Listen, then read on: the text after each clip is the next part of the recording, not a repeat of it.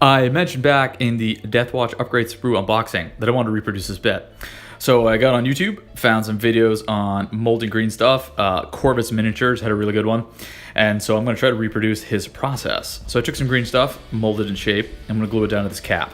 And then I'm going to take the bit and coat it in olive oil. That way it doesn't stick to the Greenstuff because it's not actually coming in contact. And the Greenstuff, I think, is water-based, so the vegetable oil doesn't want to connect with it. And I'm going to push it down in with another cap. The thing about YouTube videos is the magic of editing and experience, and they make everything look so easy. This whole process, I screwed up so much. I left it in here so you can kind of see the stuff I was dealing with. So we're gonna press this in. The mold's gonna look great, but then it turns out it was too thin, and I pushed it in too far and actually broke through the back of the Greenstuff. So this mold was junk. Right now I'm taking my molding to and making sure that it is fitting nice around the bit. So I ended up making a new mold with a thicker dab of Greenstuff, and I'm gonna throw a picture of that up right here. So you can see it's much thicker, and this time the bit didn't go all the way through. All right, here's the thicker one, and I'm going to use a hobby knife and my tweezers, and I'm gonna very carefully pop the bit out and try not to manipulate it. I think I let this cure overnight, and the glue never sticks on this one, so I'm gonna pop it off like a million times.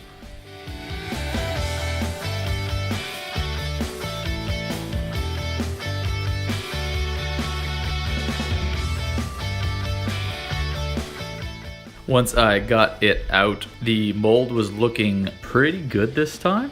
It caught a bunch of the detail. I'm gonna stash this so I don't lose it. And I felt like, okay, we can proceed with this guy. So we're now going to take some Greenstuff and try to reproduce the bit.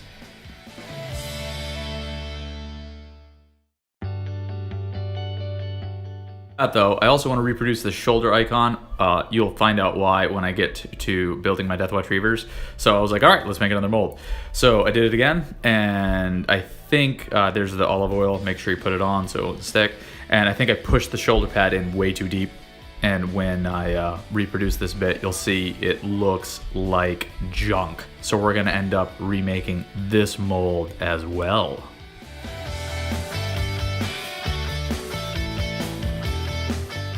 The second mold cure, here's the first one, looking kind of good. All right, we're gonna pop this out, and it looks good. Looks can be deceiving. Again, I think it's too deep for when I tried to use Greenstuff to actually fix it. So we're gonna end up redoing that mold as well. Okay, time to use Greenstuff into the mold to reproduce it. So we need to take olive oil and coat the inside of the mold this time so the Greenstuff doesn't stick to the Greenstuff. So there we go. I'm gonna do that with both of these. Putting in the Greenstuff, I think I used too little on these, and the Greenstuff that I put in didn't go all the way to the bottom of the mold. And then again, with the shoulder pad mold, I think the mold itself was too deep, which just exacerbated the problem.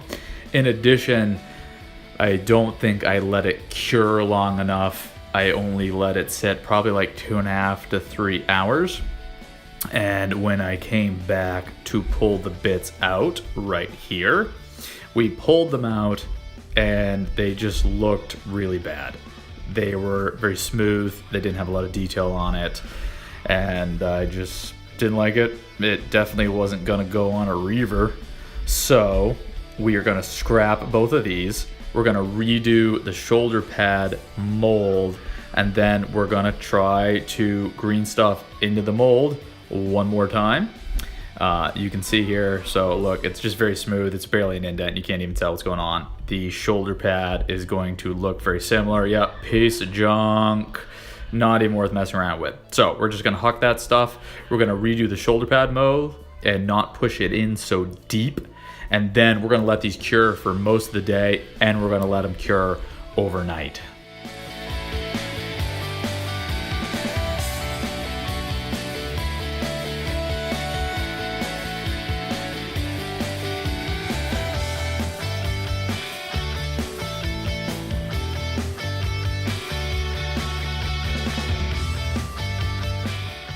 Again, it's very important to coat the inside of the mold with the olive oil so the green stuff doesn't stick to the green stuff. And we're gonna try again. I have more green stuff this time.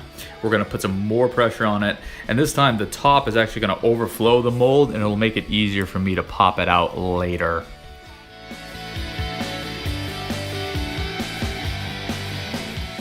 And here again is to let this cure for much longer. I think I was doing this at like, I don't know, 10. I didn't have to work.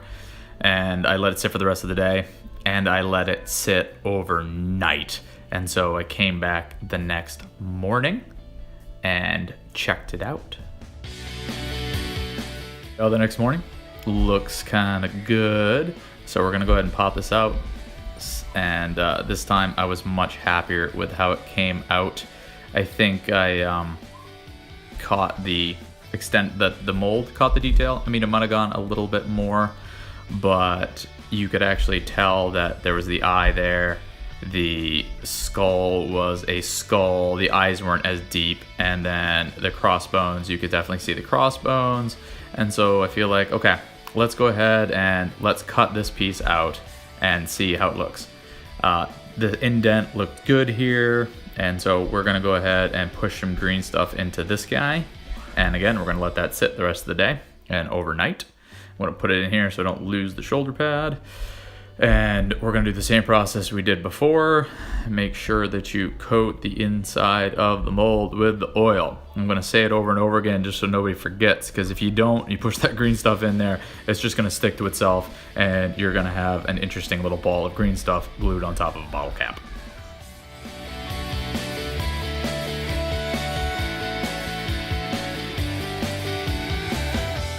Use more green stuff this time, and it's gonna overflow the mold to make it easier for me to pull out, just like I did the last guy. And we're gonna let this sucker sit overnight, and we'll see how it works when I try to build my Reavers. Now that I have a bit that I actually wanna work with, we have to wash the residue oil off, or glue and or paint will not stick to it. So I have a bowl of warm soapy water there and a soft brush. I'm just gonna rub it back and forth and try to get the oil off, dip it in the clean water, rub it back and forth a little bit more, and gonna dry it off and give it a feel. And if it still feels greasy, I'm gonna do it again, but it felt okay. So now we're gonna get our hobby knife and our tweezers, and we're going to try to cut this guy down and then see how we wanna fit it onto our shoulder pad.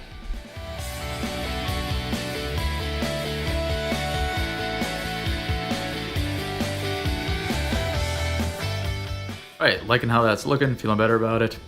So now we're going to use our tweezers and we're just kind of do some test fitting on the backpack. I'm really bad with scale. I thought this would be smaller. So I think there's two potential places, right over the back dome piece, or maybe underneath covering up the vents. We're gonna see if we can trim it down a little bit more. It's just, I really don't want to screw it up at this point, so it's being a little fiddly. So we're gonna trim it a little bit more, and again, there we go. Try to fit it to the backpack, and I think we're gonna go with down underneath the vents. But I think we're gonna try to smooth it, kind of cut out some more of the green stuff so that it lies a little bit flatter.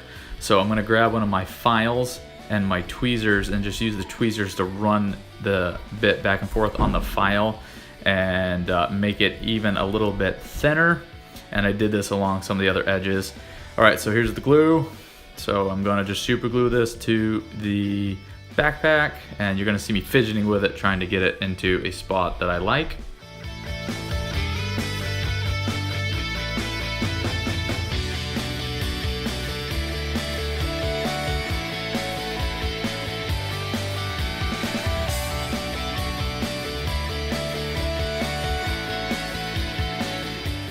All right, I think we might be hitting the diminishing returns at this point, so we're just gonna go with it. When I build my Reaver, I'm gonna prime this. If it still looks good, we're gonna paint it. If it doesn't, I'll ditch the backpack.